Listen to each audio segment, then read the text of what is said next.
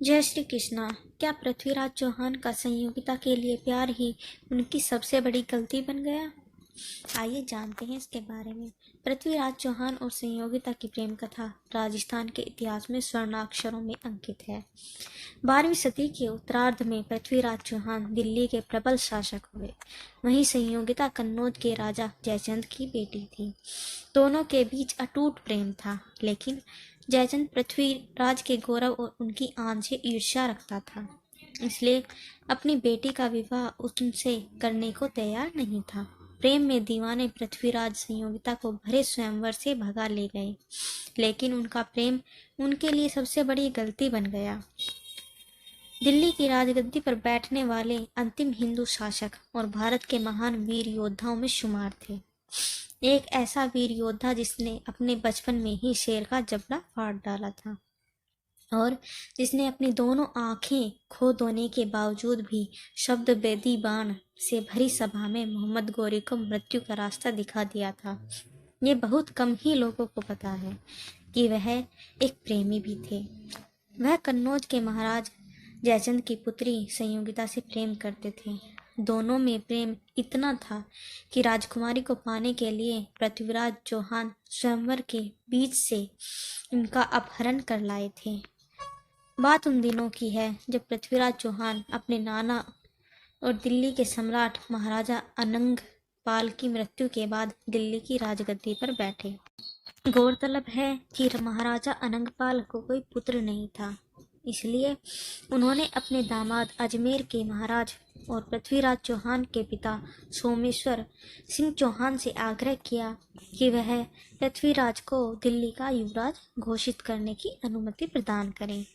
महाराजा सोमेश्वर सिंह ने सहमति जता दी और पृथ्वीराज को दिल्ली का युवराज घोषित किया गया। काफी राजनीतिक संघर्षों के बाद पृथ्वीराज दिल्ली के सम्राट बने। उस समय कन्नौज में महाराज जयचंद का राज था। उनकी एक खूबसूरत राजकुमारी थी जिसका नाम संयोगिता था। जयचंद पृथ्वीराज की यश वृद्धि से ईर्ष्या का भाव रखते थे। एक दिन कन्नौज में एक चित्रकार पन्ना राय आया जिसके पास दुनिया के महारथियों के चित्र थे और उन्हीं में एक चित्र था दिल्ली के युवा सम्राट पृथ्वीराज चौहान का। जब कन्नौज की लड़कियों ने पृथ्वीराज के चित्र को देखा तो वे देखते ही रह गईं। सभी युवतियां उनकी सुंदरता का बखान करते नहीं थक रही थीं। पृथ्वीराज के तारीफ की यह बातें संयोगिता के कानों तक पहुंची और वो पृथ्वीराज के उस चित्र को देखने के लिए ललायित हो उठी। संयोगिता अपनी सहेलियों के साथ उस चित्रकार के पास पहुंची और चित्र देखने को कहा। चित्र देख पहली ही नज़र में संयोगिता ने अपना सर्वस्व पृथ्वीराज को दे दिया, लेकिन दोनों का मिलन इतना सहज न था। महाराज जयचंद और पृथ्वीराज चौहान में कट्टर दुश्मनी थी। इधर चित्रकार ने दिल्ली पहुंचकर पृथ्वीराज से भेंट की और राजकुमारी संयोगिता का एक चित्र बनाकर उन्हें दिखाया, जिसे देखकर पृथ्वीराज के मन में भी संयोगिता के लिए प्रेम उमड़ पड़ा। उन्हीं दिनों महाराजा जयचंद ने संयोगिता के लिए एक स्वयंवर का आयोजन किया। इसमें विभिन्न राज्यों के राजकुमारों और महाराजाओं को आमंत्रित किया गया, लेकिन ईर्ष्यावश पृथ्वीराज को इस स्वयंवर के लिए आमंत्रण नहीं भेजा। राजकुमारी के पिता ने पृथ्वीराज चौहान का अपमान करने के उद्देश्य से स्वयंवर में उनकी एक मूर्ति को द्वारपाल की जगह खड़ा कर दिया। राजकुमारी संयोगिता जब वरमाला लिए सभा में आई तो उन्हें अपने पसंद का वर पृथ्वीराज चौहान कहीं नजर नहीं आई। इसी समय उनकी नज़र द्वारपाल की जगह खड़ी पृथ्वीराज की मूर्ति पर पड़ी और उन्होंने आगे बढ़कर वरमाला उस मूर्ति के गले में डाल दी। वास्तव में जिस समय राजकुमारी ने मूर्ति में वरमाला डालना चाहा, ठीक उसी समय पृथ्वीराज स्वयं आकर खड़े हो गए और माला उनके गले में पड़ गई। संयोगिता द्वारा पृथ्वीराज के गले में वरमाला डालते देख पिता जयचंद आग बबूला हो गए। वह तलवार लेकर संयोगिता को मारने के लिए आगे आए, लेकिन इससे पहले ही वह संयोगिता तक पहुंचे। पृथ्वीराज संयोगिता को अपने साथ लेकर वहां से निकल पड़े। स्वयंवर से राजकुमारी को उठाने के बाद पृथ्वीराज दिल्ली के लिए रवाना हो गए। आगे जयचंद ने पृथ्वीराज से बदला लेने के उद्देश्य से मोहम्मद गौरी से मित्रता की और दिल्ली पर आक्रमण कर दिया। पृथ्वीराज ने मोहम्मद गौरी को 16 बार परास्त किया, लेकिन पृथ्वीराज चौहान ने सहृदयता का परिचय देते हुए मोहम्मद गौरी को हर बार जीवित छोड़ दिया।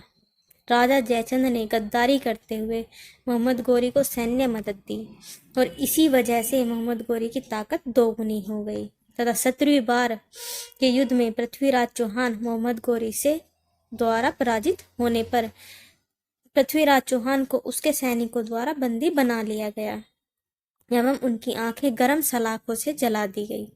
इसके साथ अलग अलग तरह की यातनाएं भी दी गई। अंततः मोहम्मद गौरी ने पृथ्वीराज को मारने का फैसला किया। तभी महाकवि चंद्रबरदाई ने मोहम्मद गौरी तक पृथ्वीराज के एक कला के बारे में बताया। चंद्रबरदाई, जो कि एक कवि और पृथ्वीराज चौहान का खास दोस्त था, उन्होंने बताया कि चौहान को शब्द भेदी बाण छोड़ने की कला से महारत हासिल है। यह बात सुन मोहम्मद गौरी ने रोमांचित होकर इस कला के प्रदर्शन का आदेश दिया। प्रदर्शन के दौरान गौरी के शाबाश आरंभ करो लफ्ज के उद्घोष के साथ ही भरी महफिल में चंद्रबरदाई ने एक दोहे द्वारा पृथ्वीराज को मोहम्मद गौरी के बैठने के स्थान का संकेत दिया, जो इस प्रकार है। 4 बांस 24 गज अंगुल अष्ट प्रमाण, ता ऊपर सुल्तान है मच्चू के चौहान। तभी अचूक शब्द भेदी बाण से पृथ्वीराज ने गौरी को मार गिराया।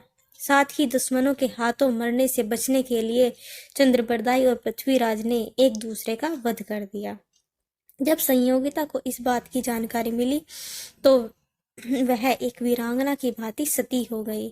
इतिहास के स्वर्ण अक्षरों में आज भी यह प्रेम कहानी अमर है। Thanks for watching. और अगर आपको ये वीडियो अच्छी लगे तो please like, share and subscribe my channel और मुझे कमेंट करके ज़रूर बताना।